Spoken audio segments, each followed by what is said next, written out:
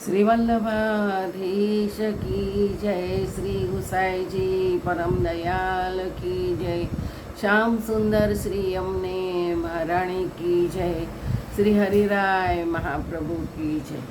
આપણે ષોડશ ગ્રંથ વિશે રસપાન કરીએ છીએ. તેમાં છઠ્ઠો શ્લોક આવ્યો છે નવરત્ન. એમાં ત્રીજો શ્લોક આવ્યો છે સર્વેશામ પ્રભુ સંબંધો ન પ્રત્યેક ઇતિ સ્થિતિ અત્યન્ય વિનિયોગે પી ચિંતા કા સ્વસ્ય સોપી ચેત. નિવેદન થયા પછી નિવેદન કરેલા તમામ પદાર્થોને પ્રભુના સંબંધ છે. ફક્ત જેણે નિવેદન કરેલું છે તેનો જ કંઈ જુદો સંબંધ નથી. જ્યારે એમ જ છે તો પછી એ ફળનો કોઈ અન્ય વિનિયોગમાં પણ પોતાને શા માટે ચિંતા કરવી? આ શ્લોકમાં તો એવું જ કહે છે કે ચિંતા કરવી નહીં. પોતાના મમતાવાળા તમામ પદાર્થોનો પ્રભુ સાથે સંબંધ થયો છે. તો પછી ધન દેહાદી પ્રભુના વિનિયોગમાં આવે તો તે ઉપરાંત તે ધન દેહાદી ઇન્દ્રિયાદિના વિનિયોગમાં પણ આવે તો પણ શા માટે ચિંતા કરવી? કારણ કે તેમનો પણ પ્રભુ સાથે સંબંધ થયેલ છે. એટલે પ્રભુ સંબંધી વસ્તુમાં પોતાનો વિનિયોગ થાય તે ચીજોને પણ પ્રભુની સેવામાં લેવાની હોવાથી તેનું પર્યવસન પણ પ્રભુ વિનિયોગમાં જ થાય છે. માટે ચિંતા ન કરવી. સમર્પિત થયેલ સ્ત્રી પુત્રાદિકનો સેવામાં ઉપયોગ ન થતાં અન્યમાં થાય તો પણ ચિંતા ન કરવી. અને તેમનો પ્રભુકૃત અંગીકાર વિશેષ અથવા ઓછો થાય તો પણ ચિંતા ન કરવી. અજ્ઞાન અથવા યાનાત કૃતમ આત્મનિવેદનમ એ કૃષ્ણ સાત્કૃત પ્રાણે તેષામ કા પરિદેવના. અજ્ઞાનથી અથવા જ્ઞાનથી જેણે આત્મનિવેદન કરેલું છે તેને કશી ચિંતા કરવાની નથી. તો પછી જેણે કૃષ્ણની સાથે પોતાના પ્રાણ જોડેલા છે તેને તો શું ચિંતા કરવાની જરૂરત છે? ભક્તિ માર્ગમાં પ્રથમ અધિકારીએ અજ્ઞાન કે જ્ઞાનથી નિવેદન કર્યા પછી તેનું અંતઃકરણ પ્રથમના અધ્યાસથી અન્ય વિષયમાં પરોવાયેલું રહે છે. તેનું અંતઃકરણ પ્રથમના અધ્યાસથી અનુક્રમે પરોવાયેલું હોય છતાં ક્રમે પ્રભુ પ્રમેય બળથી તેનું અંતઃકરણ અન્યમાંથી કાઢી પોતામાં લગાવશે જ એમ નિશ્ચય છે. તો તેમને પણ જ્યારે ચિંતા કરવા જેવું નથી. તો તે ઉત્તમ ભક્તનું મન અન્ય વિષયમાંથી નીકળી જઈ પ્રભુની સાથે જ પ્રાણો જોડાઈ ગયા છે. તેને તો કાંઈ ચિંતા કરવાનો સંભવ જ ક્યાંથી હોય? નિવેદન કરેલું હોય એટલે ફક્ત આ જે છે તે આપનું છે એમ જણાવેલ હોય તે ત્યાર પછી તે વસ્તુની પ્રભુ લાયક શુદ્ધ કરી ભોગવવા લાયક બનાવાય. તે અર્પણ કરવાના પદાર્થો અનુક્રમે નીચે પ્રમાણે અર્પણ થાય છે. દેહના સંબંધવાળા ધન વગેરે જળ પદાર્થો પ્રથમ અર્પણ થાય છે. દેહ સંબંધી ચિંતાત્મક સગા સંબંધી અર્પણ થાય એટલે તે પણ પ્રભુના જ છે એમ જણાયેલી દીકરો જન્મતા પ્રભુએ તેમની સેવામાં મદદ માટે આપ્યો અને મરી જાય તો તેમણે પોતાની સેવા માટે ઉપાડી લીધો એવો ભાવ રાખવો.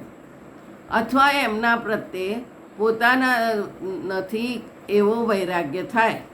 દેહ અર્પણ થાય એટલે દેહનું પ્રભુ સેવા કરતાં લગારે આળસ ન આવે અને દેહમાં કોઈ જાતનો અધ્યાસ રહે નહીં.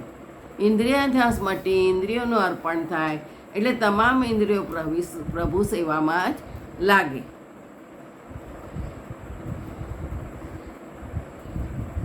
અંતઃકરણ ધ્યાસ મટી અંતઃકરણ પ્રભુ લીલાનું ચિંતન કરે. પ્રાણાધ્યાસ મટી પ્રાણો પ્રભુમાં જ તલ્લીન રહે.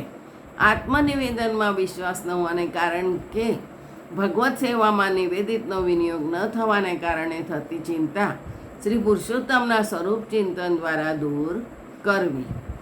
તથા નિવેદને ચિંતા ત્યાજ્યા શ્રી પુરુષોત્તમે વિનિયોગે પીસા ત્યાજ્યા સમર્થો હિ હરિસ્વત. આ શ્લોકમાં પુરુષોત્તમ વિશે કહ્યું છે કે ચિંતા છોડવી. અન્ય વિનિયોગ છતાં પણ ચિંતા છોડવી, કારણ કે હરિ પોતે જ સર્વસમર્થ છે, કરતું અન્યથા કરતું.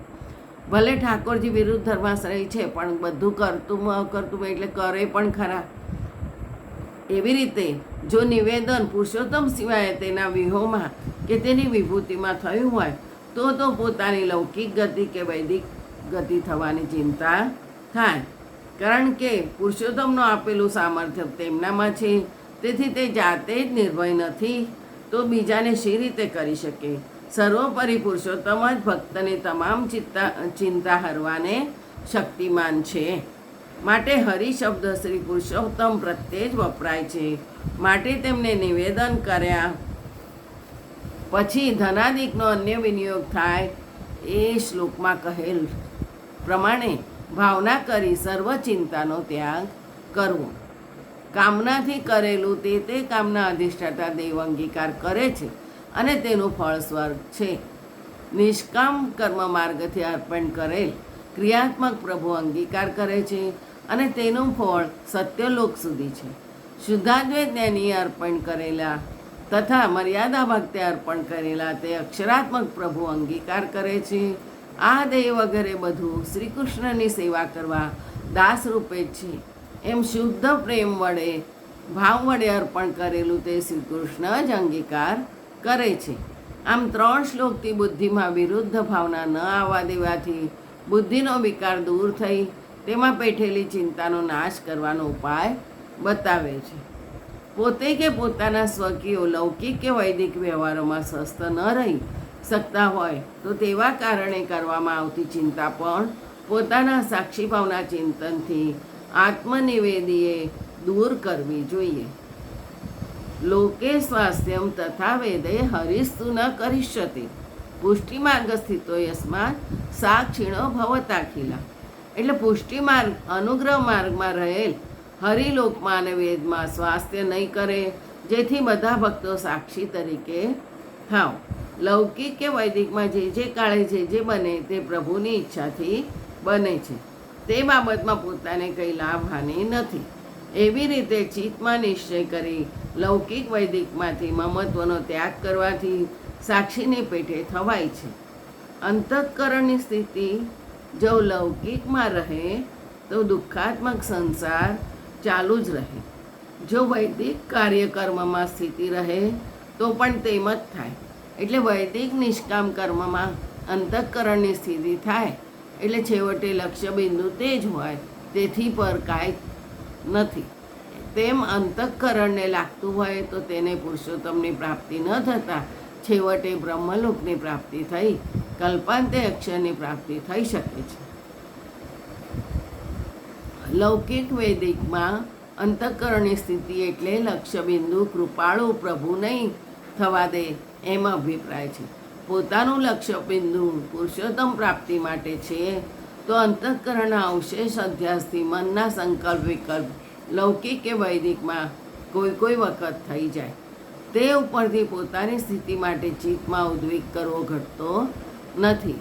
કૃપાળુ પ્રભુ પર વિશ્વાસ રાખવો કે પોતાના નિશ્ચયવાળા લક્ષ્યબિંદુએ પહોંચાડશે જ. ગુરુ ભગવાન બંને કે બેમાંથી કોઈ એકની આજ્ઞા ભંગ થવાના ભયથી કરવામાં આવતી સસેવ્ય પ્રભુ વિષયક ચિંતા ભગવત સેવાના તાત્પર્યના વિવેકથી દૂર કરવી. સેવા કૃતિ ગુરુરાજ્ઞા બાધમનમવા હરિચ્છય અત સેવા પરમ ચિત્તમ વિધાય સ્થિરતા સુખમ. ગુરુની સામાન્ય આજ્ઞા પ્રમાણે પ્રભુની સેવા કરવી. હરિની ઈચ્છા વડે વિશેષ આજ્ઞા થતાં ગુરુ આજ્ઞાનો બાદ થાય તેમાં અડચણ નહીં એ પ્રમાણે સેવા પર ચિત્ત રાખી આનંદમાં રહેવું. લૌકિક વૈદિકમાં ડોળાઈ ગયેલું ચિત્ત પણ પ્રભુ સેવાથી ઠેકાણે આવી પ્રભુ સંબંધી નિશ્ચયવાળું થઈ જાય છે. અને જેમ પ્રભુ સંબંધમાં ચિત્ત લાગી રહેલું રહે છે તેમ લૌકિક અને વૈદિક બાબતમાંથી ચિત્ત આપોઆપ છૂટી જઈ વ્યસન સુધી ભક્તિવર્ધિની ગ્રંથમાં બતાવ્યા મુજબ પહોંચે છે. જ્યારે સેવામાં પૂરેપૂરું ચિત્ત જોડાય છે ત્યારે પ્રભુની ભક્તના શુદ્ધ અંતઃકરણ દ્વારા સ્વપ્ન દ્વારા દેહ સંબંધી રહિત ફક્ત સેવા ઉપયોગી વિશેષ આજ્ઞા થાય તે આજ્ઞા ગુરુ આજ્ઞાને અનુકૂળ હોય છે. સેવાકૃતિ ગુરુ આજ્ઞા એવું કહ્યું છે એટલે, અને ક્યારેક તેને બાધક એટલે પ્રતિકૂળવાળી પણ હોય. તો શુદ્ધ અંતઃકરણ અને સ્વપ્નમાં થતી તેવી વિશેષ આજ્ઞા પ્રમાણે સેવા કરવી. પ્રભુમાં વ્યસન થયા પછી તો ચિંતાનો સંભવ જ નથી. ત્યાર પછી સુદૃઢ ભક્તિ થાય છે. એટલે ભગવાન સાક્ષાત્કાર થઈ જે આજ્ઞા કરે છે તે આજ્ઞાઓનું સેવન ચિંતા રહિત જ થાય છે. ઉપદેશેલ પ્રકારે સેવાનો નિર્વાહ કરવાનું સામર્થ્ય હોય કે ન હોય, તેના કારણે સ્વાભાવિક રૂપે ઉત્પન્ન થતી ચિંતાને ભગવત લીલાની ભાવના કે ભગવત શરણાગતિથી દૂર કરવી જોઈએ. આગળનો આવતીકાલે છે. જય શ્રી કૃષ્ણ.